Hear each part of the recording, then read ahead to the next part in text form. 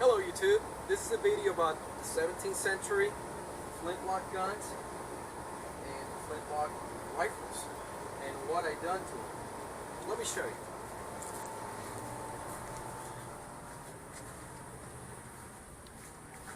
This is my jukar made in Spain. Started out as a cap lock. It started out as a percussion gun. What I did is I used a 10mm plug. I drilled it on a drill press and removed the cap lock housing, as you see here. That one was hard to take out. This is a complete one from my rifle.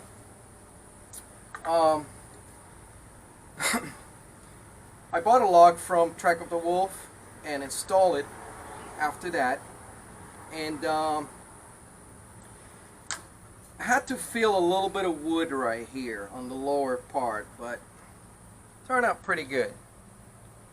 And very rarely it doesn't spark. It usually does sparks, right? Like that. I finished it with a red mahogany and a little bit of magenta. I wanted it to look old. I blackened the brass with my brass black, and this is the wood dye that I use for both of them. But this one I added a little bit of oil magenta to this tone, and I wanted it to be flat. So it turned out pretty good. Then the next thing I wanted to show you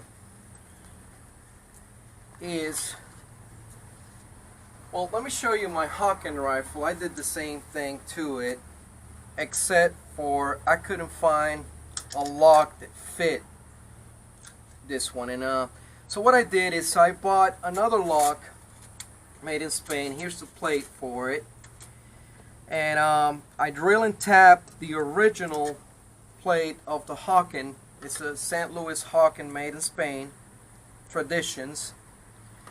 And what I did is I drill and tap all the holes so everything will line up where it should. So I transfer then all the springs. I actually welded the soap dish in there from behind. You can't actually tell, and it turned out pretty good too. Sometimes it doesn't spark. Another thing that I did to this rifle was I installed a little bit more modern rear sight, because it's adjustable. It has windage and elevation on it, and I like it better than the plastic one that the rifle originally came with. I also replaced the front sight for a brass one because it was plastic. I don't think a replica of the 17th century, or 18 I think is this one, should have any plastic on it. Also, the ramrod was plastic. Here it is. And I replaced it too. I bought a rod from the hardware store and put the brass end caps on it. Drilled it, put a pin through it, and I put this little spacer so it'll fit better on the rifle. I also blackened the brass to make it look antique. Then I sanded a little bit so it won't be completely black. I added a sling post. Sometimes I put a sling on it. And so, you know, it's an expensive rifle, and I wanted it that way so I can make it into a project without feeling afraid of damaging something expensive. So the rut's still a little bit loose. But that's how it turned out. That's how it looks. What I do usually with my family is I load a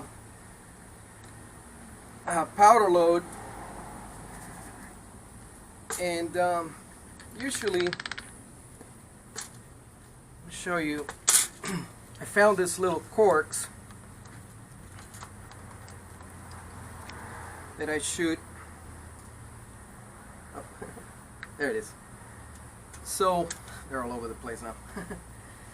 So what I do is, let me take these gloves off on the way.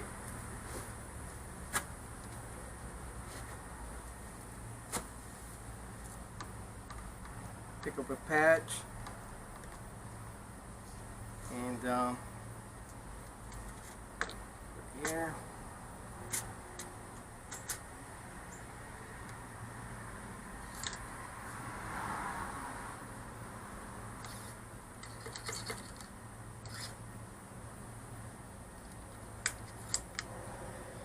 Yeah, this is something I do with my family for fun, just to shoot these guns.